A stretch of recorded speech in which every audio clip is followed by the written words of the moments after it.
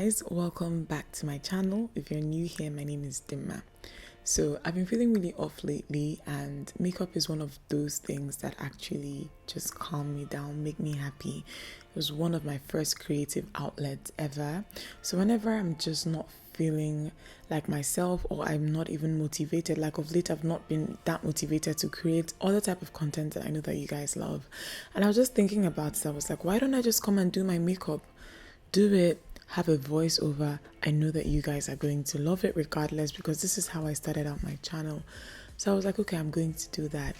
To be honest, when I sat down to film this video, I wasn't sure what type of look I wanted to create. All I just knew was that I wanted to do my makeup. I wanted the process, the routine to just just calm me and make me feel good. So more than anything, I think that more than even the end result that I ended up with, it was me actually doing everything step by step that I really enjoyed. And just watching this video back, I just found it very calming.